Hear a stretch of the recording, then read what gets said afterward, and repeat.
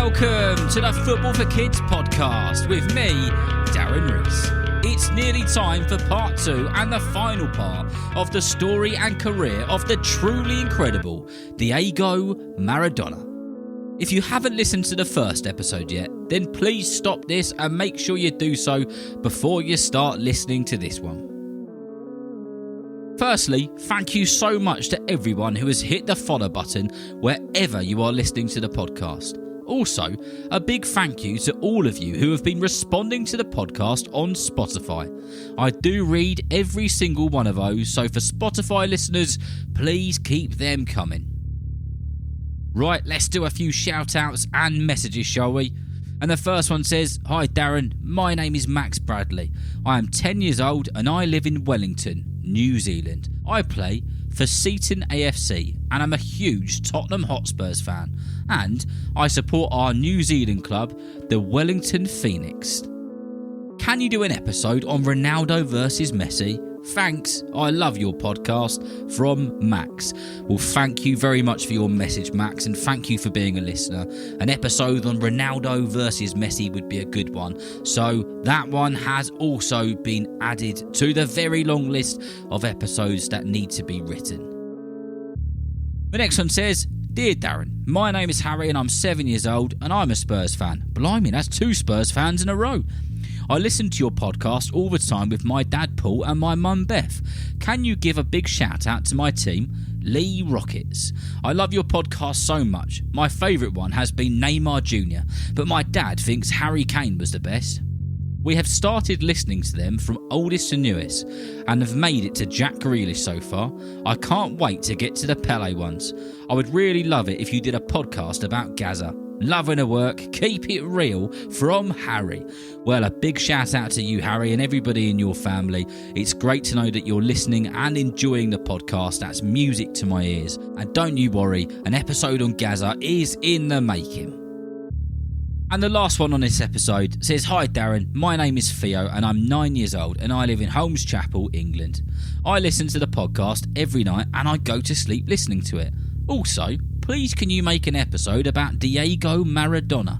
Thank you and I appreciate your hard work." And that is from Theo.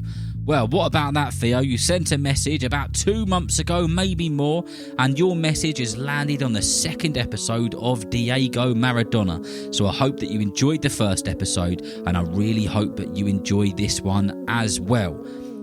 Thank you to everybody who's been sending in their messages this week. Please do keep them coming, whether it's a shout out to your football team or your teammates putting a request in or whatever it is. All you've got to do is ask an adult to send an email to footballforkidspodcast@gmail.com. Right then, let's get in to part 2 of the episode on the story and career of Diego Maradona. We left the last episode off with Maradona's time at Barcelona coming to an end and him about to move off to another club to show his truly amazing skills and ability. So from Spain and the powerhouse of Barcelona, Diego was off to Italy to join the Italian side, Napoli. In July 1984, Diego was presented to the fans in a stadium which had 75,000 mad Italian football fanatics in it. Over the years, the teams that won the Italian top division were always the likes of Juventus, AC Milan, Inter Milan and Roma. All of these teams are situated in the more northerly part of the country. Diego had joined a club in the more central southerly part of the country, who had never won the league. This was perfect for him, somewhere where he could turn things round and really make a change. Not only had Napoli or any other southern team not won the league before, but Napoli were close to relegation the season before Diego joined them.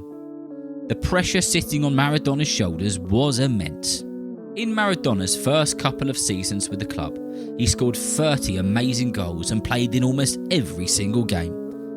Napoli had gone from being in a relegation battle to being a mid-table team, and in the second season, they finished third. Things were truly on the up for the club. A once great side had a great player and the team were playing like the fans hadn't seen them do so in years. The football season of 1986 was quite a special one for Diego, both for his country and for his club career as well. The 1986 World Cup was to be held in Mexico, where the weather was warm and the fans were lively. The perfect place for Diego to thrive on the pitch for his country of Argentina. Diego captained the team, who were unstoppable. They remained undefeated throughout the whole tournament and they won the World Cup. Although this was big news and a huge moment for Diego, the club and country, there were 2 goals that happened against England which are still being spoken about and having films and books made about them even today. Diego scored 5 goals in the tournament and 2 of those were against England. One of those was titled as Goal of the Century. Maradona went from behind the halfway line with the ball, past almost every England player, dribbling past people with such skill and speed it was quite unbelievable, before going past the goalkeeper and then hitting the ball into the back of the net. And then there was another goal, one of the most famous goals of all time. In fact, it's probably the most famous goal of all time, a goal which was called the Hand of God.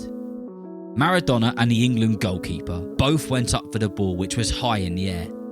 Maradona jumped into the air and with his hand he flicked the ball into the back of the net. Of course, this was completely illegal and the goal shouldn't have stood. But the referee and the officials didn't get a good enough view. Maradona said that he scored the goal with his head. When he was asked afterwards, "Did you score that goal illegally?" he said, "A little with the head of Maradona and a little with the hand of God." And that is why the famous goal has been spoken about for so many years as the Hand of God. Following on from the 1986 World Cup in Mexico, Napoli were back in business and now a top 3 club, with aspirations of going for gold in the 1986 season. Maradona captained the team to winning the Italian top division for the first time in history. There was much jubilation and the parties on the streets went on for days. Not only did they win the league though, they won the prestigious football tournament called Coppa Italia. It's a bit like the English FA Cup.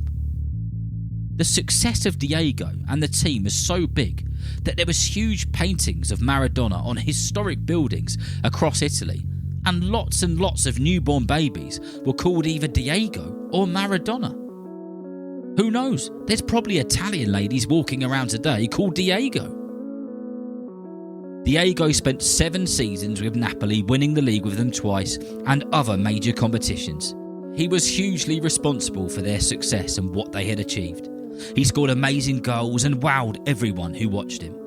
And after 7 seasons had finished, it was time for a change and time for the last chapter in his truly incredible playing career.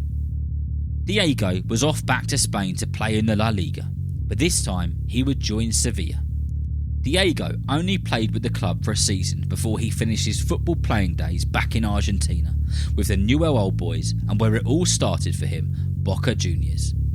Diego played hundreds of games, scored hundreds of goals and inspired millions. He finished his football career with some short stints in managing and even managed the Argentinian national side at one point. Although he got some good wins as a manager, some players are just better on the pitch than they are off of it. Diego Maradona is one of the most successful, talented and well-known players who's ever touched a ball. It started when he was just 3 years old, when he was gifted a football, and he went on to win the Argentinian top division, the Italian top division twice, the FIFA World Cup, and so much more. He had ups, he had downs, he had people scream with joy and cry with misery. He had a roller coaster journey, but he did it his way. I hope that you've enjoyed listening and learning about the career and story of Diego Maradona, one of the most special players who's ever lived.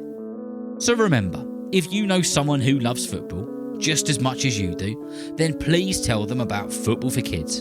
And whether you're playing football soon, watching it on the telly or pitch side, I hope that you enjoy the game. See you next time.